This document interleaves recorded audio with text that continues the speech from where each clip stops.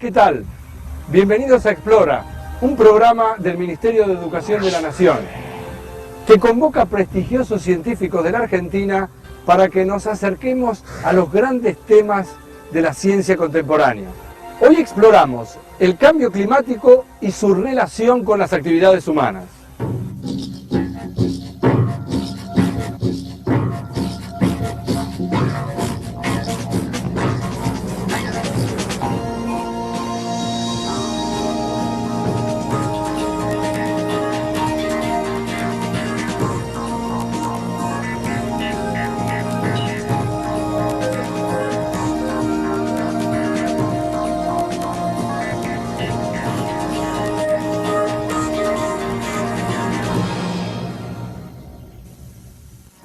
En los últimos años se ha hablado frecuentemente del cambio climático. Es más, es un tema que está instalado en la sociedad. De hecho, se escribe o se habla muchísimo sobre variaciones de temperatura o del efecto invernadero. Fenómenos como el tsunami en Indonesia, como los huracanes en Estados Unidos o las inundaciones aquí en la Argentina, en la provincia de Santa Fe, han generado un debate público. Especialistas y políticos debaten sobre las responsabilidades que le caben al hombre en estos cambios que se producen en el clima del planeta.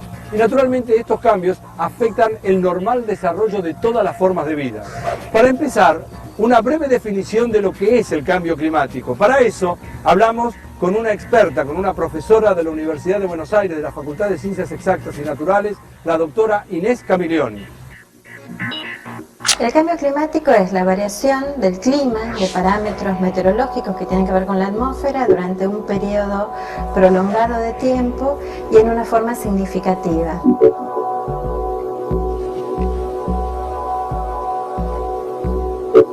Que sea un fenómeno persistente involucra que dure durante un cierto periodo de tiempo, de al menos algunas décadas, y que sea significativo quiere decir que por algún método estadístico apropiado hay que demostrar que estas variaciones realmente están mostrando cambios o diferencias notables con respecto a algún momento pasado.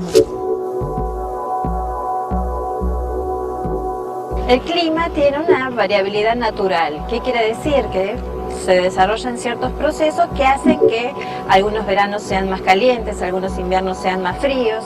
Esto provocado por causas naturales, pero existen actividades que realiza la humanidad, que realizan los hombres, que hacen que el clima también se vaya modificando. Este tipo de modificaciones son lo que nosotros llamamos modificaciones resultado de las actividades antrópicas.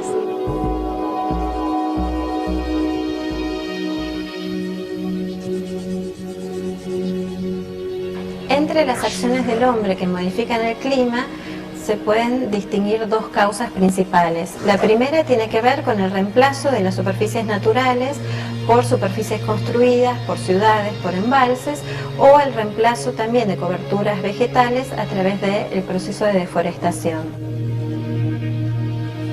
La segunda causa tiene que ver con la inyección a la atmósfera de gases producto de actividades humanas y de procesos industriales.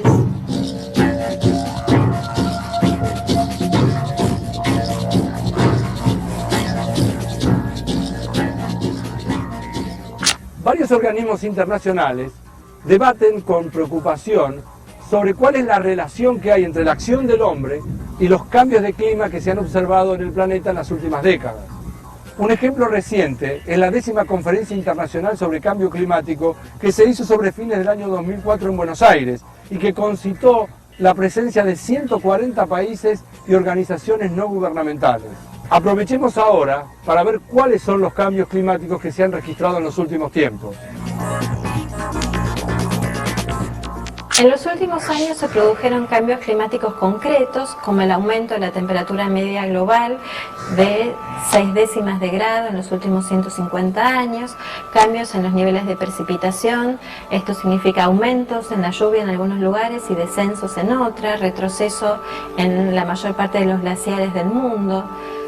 Lo importante de estos cambios es que se produjeron en un periodo de tiempo suficientemente corto que nos permite descartar muchos de los factores naturales que citamos previamente que tenían que ver con procesos geológicos o astronómicos. Y es por este motivo que todos estos cambios pueden ser en gran medida asociados a las acciones humanas sobre el clima.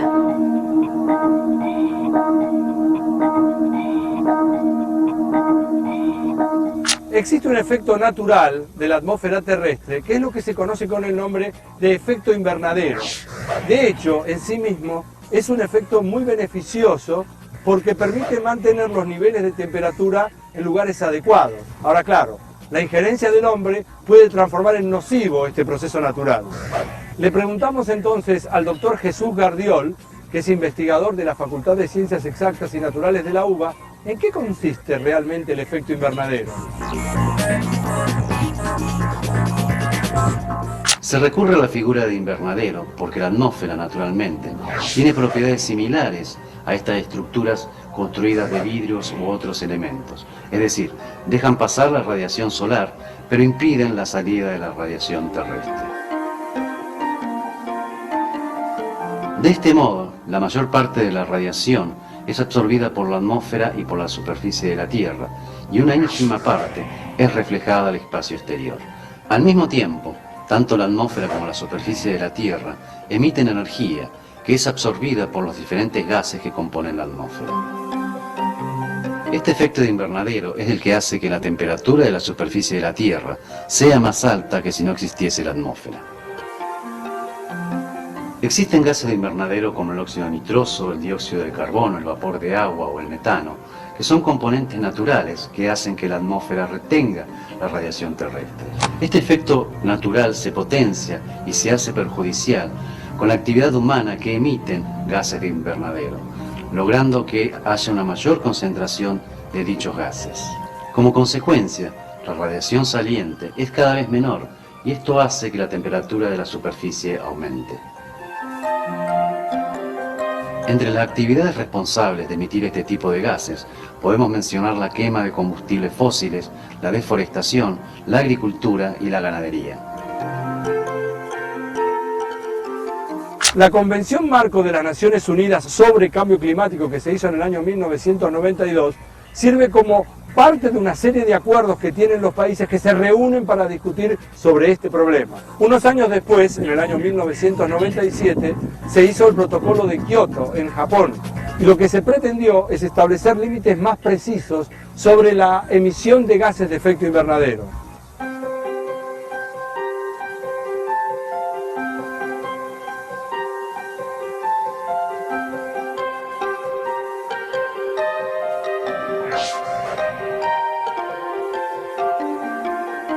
La Convención Marco de las Naciones Unidas sobre el Cambio Climático establece como principal objetivo estabilizar las concentraciones de gases de efecto invernadero en la atmósfera a un nivel que impida interferencias peligrosas con el sistema climático. A medida que se fueron acumulando mayores evidencias científicas respecto de las causas e impactos del cambio climático, se hizo necesario establecer límites más precisos sobre las emisiones de estos gases. Así, en 1997, los gobiernos de varios países se manifestaron a favor de la adopción del Protocolo de Kioto, que comparte los principios y preocupaciones establecidos en la Convención de 1992.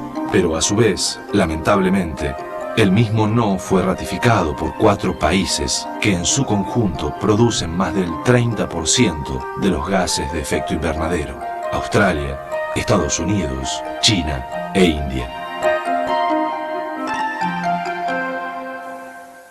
Hay un aspecto del cambio climático que es global, es decir, que afecta a todo el planeta por igual. Y hay otro aspecto del cambio climático que es regional, es decir, que afecta a distintos sectores del planeta y produce un impacto distinto en términos sociológicos, económicos, geográficos. Veamos ahora de qué manera el cambio climático afecta a nuestro país, a la Argentina. Los registros de temperatura en Argentina no muestran cambios demasiado significativos en lo que se refiere a la temperatura media. Los cambios más evidentes se dan en la temperatura mínima, donde se observa que en la región centro y norte de Argentina hay una tendencia de aumento de la temperatura de 1 grado centígrado en los últimos 50 años, mientras que la temperatura máxima se redujo en la misma proporción. Otra característica importante tiene que ver con la duración de las estaciones. Se observa que en gran parte del país hay una tendencia a que el verano se prolongue hacia el otoño y que los inviernos sean cada vez más cortos y menos severos.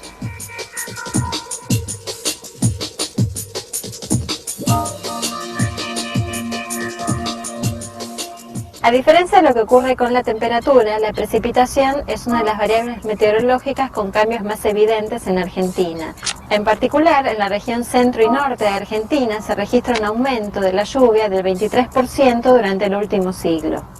Esto es especialmente evidente en los caudales de los grandes ríos de la cuenca del Plata. Esto es el río Paraná, el Uruguay, el Paraguay, que muestran una tendencia a mayores caudales durante los últimos años. No solo se observa un aumento en los caudales medios de estos ríos, sino que también hay una mayor frecuencia en los caudales extremos, dando en esta región una mayor vulnerabilidad a la ocurrencia de inundaciones.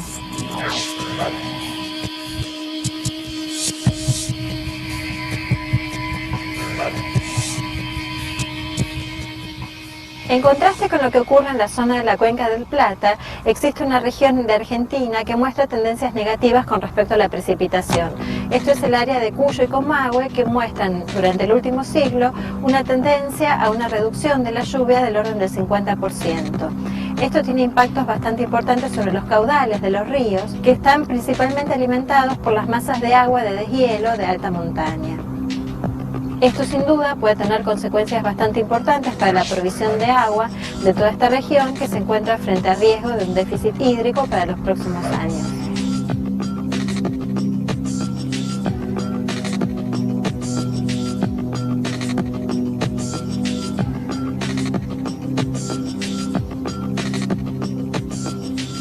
Otro cambio significativo está vinculado con la modificación del nivel del río de la Plata.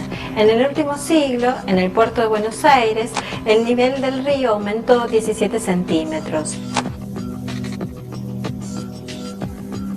En los últimos años aumentó la frecuencia de vientos del este sobre el estuario del río de la Plata y también aumentó la frecuencia de ocurrencia de sudestadas. Esta situación pone en riesgo de mayor frecuencia de inundaciones a toda la franja costera del área metropolitana y también aumenta las posibilidades de erosión en toda la zona costera. En el próximo bloque de Explora vamos a analizar las inundaciones que ocurrieron en Santa Fe, en nuestro país, en el año 2003. De hecho, vamos a ver cómo una verdadera catástrofe nos enseñó a pensar cómo se puede modificar la vida en función de un desastre natural. Pero al mismo tiempo vamos a pensar y a entender cómo lo social y lo político tuvieron una incidencia tan fuerte que produjeron consecuencias mucho peores que las meramente naturales.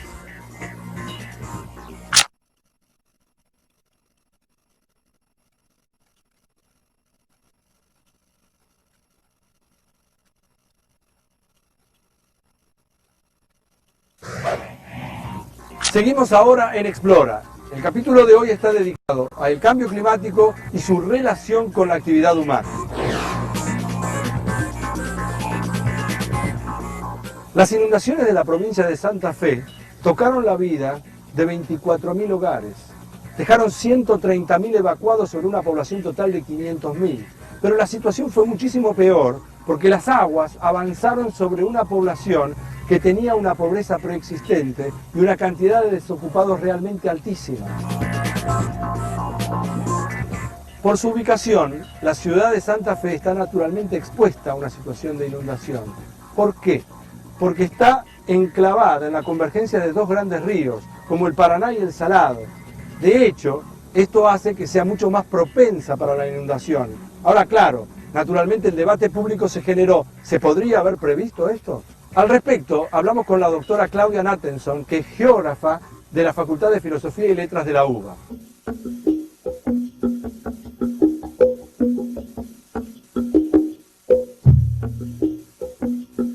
Hemos tenido inundaciones catastróficas en el litoral argentino, importantes en el año 82-83, en el año 92, en el año 98, y pareciera que la inundación del 2003 de Santa Fe solo viene a confirmar que no es posible hacer nada, porque es natural, y no es así.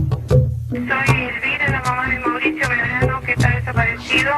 A cualquier persona que sepa de él, por favor, que se comunique con la policía. Aun cuando las causales de tipo físico-natural sean efectivamente importantes, las sociedades históricamente han podido enfrentar este tipo de fenómenos. Entonces, nosotros nuevamente nos preguntamos por qué en Santa Fe el impacto fue tan terrible, fue tan importante. Para contestar este tipo de cuestiones, nosotros hemos encontrado un buen marco teórico en lo que es llamada la teoría social del riesgo. En este marco debemos considerar efectivamente 4 dimensiones por lo menos para poder enfrentar este tipo de problemas. Uno lo hemos llamado peligrosidad, que tiene que ver con las características peligrosas o la amenaza que proviene de los fenómenos físico-naturales en sí. El segundo es la exposición, que tiene que ver con la distribución en el territorio de bienes y personas y qué es lo que está expuesto frente a esos peligros. El tercero lo hemos denominado vulnerabilidad social y tiene que ver con cómo la sociedad está funcionando en la normalidad y con qué capital cuenta para enfrentar situaciones extraordinarias.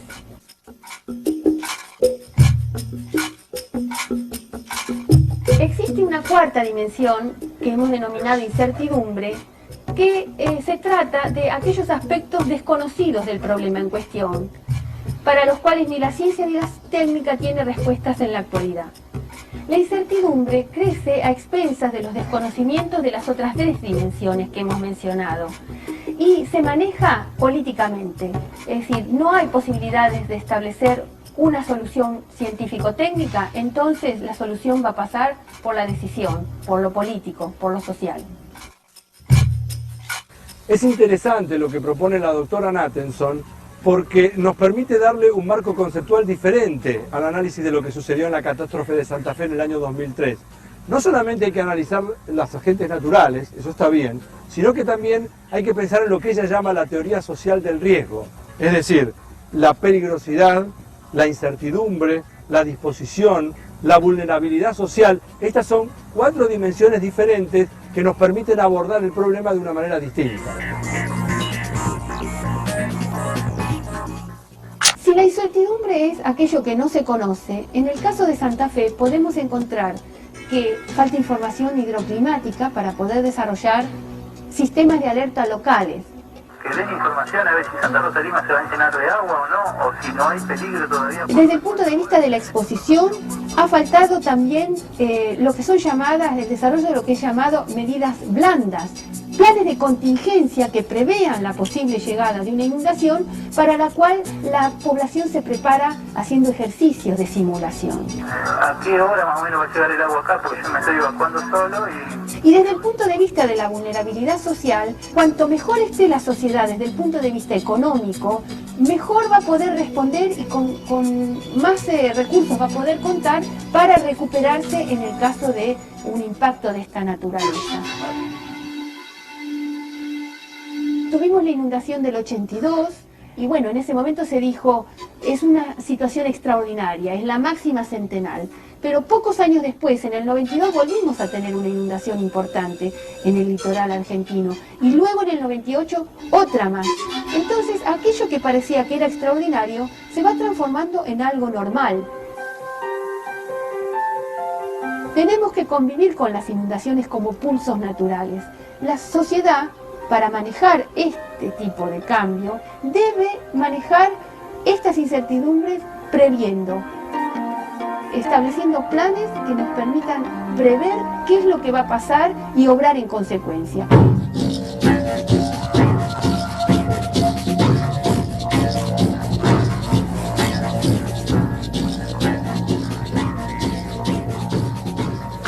Dentro de las ciudades tienen lugar procesos atmosféricos locales, es decir, que son propios de las grandes orbes, de las grandes ciudades. Y quiero comentarles algunas de las causas para que esto suceda. Por ejemplo, el reemplazo de los suelos naturales por suelos construidos, o la generación de residuos, o la liberación de lo que se llama calor antropogénico, es decir, el calor generado por la actividad humana. Estos procesos atmosféricos, que como ya dijimos son típicos de las grandes ciudades, conforman en su conjunto un fenómeno que se llama la isla urbana de calor.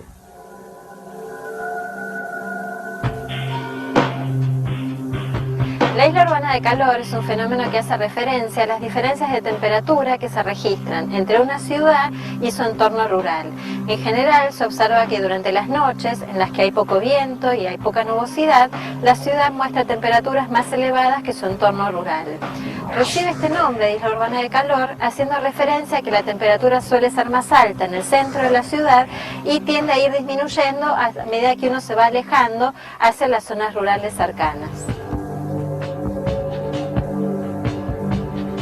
Las causas de la isla urbana de calor son principalmente 4. La primera está asociada a los materiales que se usan en una ciudad, esto es hormigón, cemento, pavimento, y además a la geometría de las construcciones urbanas que favorecen una mayor absorción de la energía proveniente del sol. Una segunda causa está vinculada con la liberación del calor que se produce a través de las actividades humanas, esto es a través de la calefacción, a través del uso de diferentes combustibles.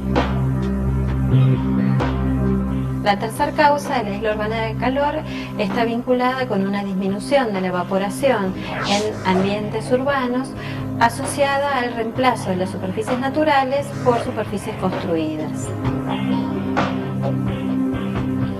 Hay una cuarta causa que está vinculada con los contaminantes que están en suspensión en la atmósfera de las ciudades. Estos contaminantes actúan recibiendo la radiación del sol, reemitiendo esta radiación en diferentes direcciones, donde una de estas direcciones es particularmente la superficie terrestre y por lo tanto en el suelo se va a recibir mayor cantidad de energía. Esta energía va a calentar más la superficie en una zona urbana y por lo tanto el aire que está en contacto con esta superficie se va a ir calentando cada vez más.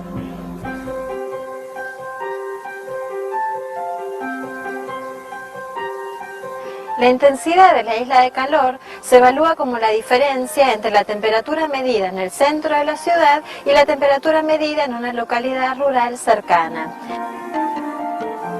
Los factores que determinan la intensidad de la isla de calor son factores meteorológicos como la nubosidad y la velocidad del viento, factores asociados a la estructura de la ciudad, esto es el tamaño de la ciudad y la población, o factores que están vinculados con la época del año y la hora del día. Normalmente la máxima intensidad que se registra en la isla de calor es algunas horas después de la puesta del sol, normalmente entre 4 y 6 horas, y la mínima intensidad suele registrarse durante las horas del día.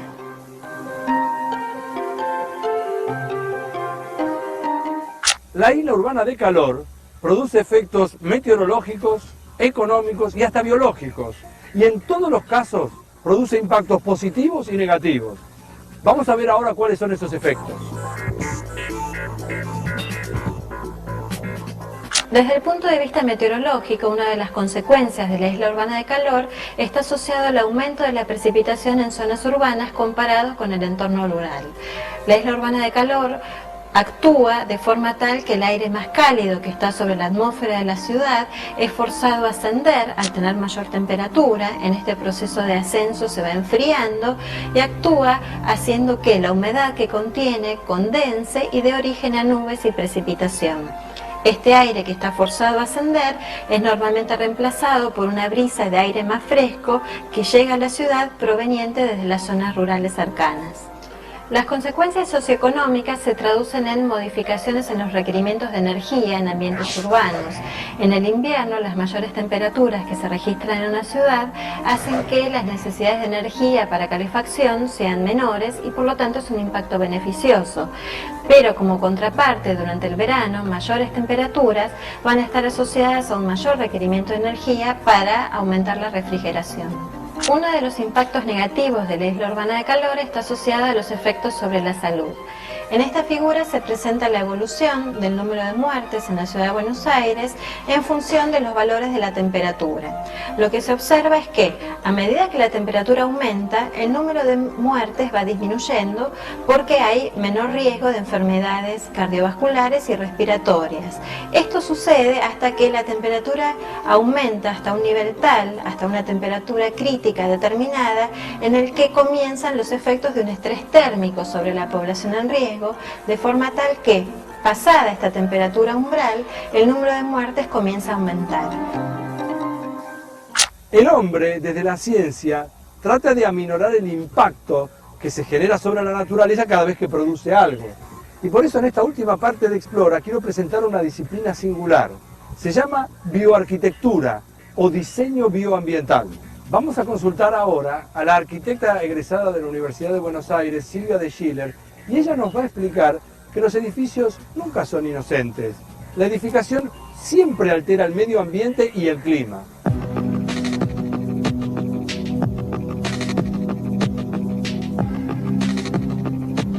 Si la arquitectura es capaz de desarrollarse en común acuerdo con la naturaleza, es un aporte que la arquitectura puede hacer al ambiente y a la sociedad consecuentemente. Eso es básicamente hacer más con menos, usar menos recursos y hacer una mejor arquitectura que dependa menos de los recursos. Para que esos recursos, si los hay, se puedan usar para otras cosas, básicamente para producir y desarrollarnos.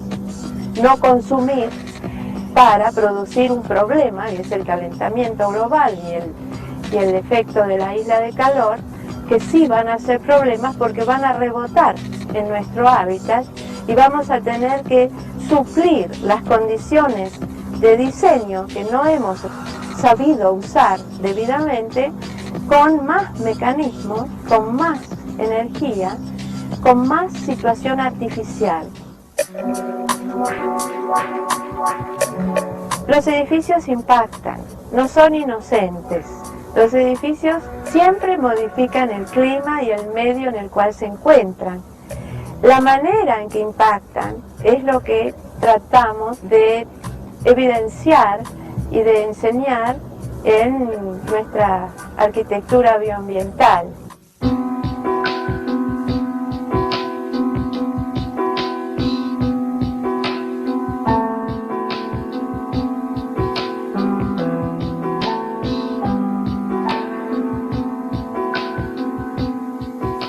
Los edificios que requieren calefacción o refrigeración artificial en realidad afectan notable y negativamente lo que se conoce con el nombre de microclima urbano. De hecho, esto tiene vinculación con lo que habíamos hablado antes, con el efecto invernadero. En Argentina, el 25% de los gases de efecto invernadero lo produce el hábitat construido, los edificios, a través de el uso de la calefacción, de la iluminación, de la refrigeración. Pero la dependencia en la calefacción, la refrigeración, la iluminación artificial depende exclusivamente del diseño. En este capítulo de Explora vimos los factores que intervienen en el cambio climático y sus principales consecuencias en el medio ambiente. Y además comprobamos la incidencia que tiene la actividad humana en la intensificación de lo que se llama el efecto invernadero. Y también vimos el surgimiento de nuevas disciplinas, como la bioarquitectura, que tiene por un lado un objetivo que es el de mitigar estos efectos, y por otro lado de conseguir lo que se llama la sustentabilidad urbana. Este fue un nuevo capítulo de Explora, un programa del Ministerio de Educación de la Nación. Soy Elvira, la mamá de Mauricio Medrano, que está desaparecido. ¿A qué hora más o menos va a llegar el agua acá? Porque yo me estoy evacuando solo. Empezó a entrar, y cada vez más rápido. Y en un momento entra rapidísimo, ya entra por la ventana. Quiero avisar a mi ya que estoy bien. Que den información a ver si Santa Rosa de Lima se va a llenar de agua o no. O si... Ver a gente llegar desesperada buscando a la familia. Por el frente de la Cachacola y acá no chocó contra un faro. No tengo colchón, no tengo cobija, no tengo... El pobrerío, la gente laburante, la gente que tiene menos posibilidades de salir. Un momento quedó todo en silencio, toda esa gente se había ahogado.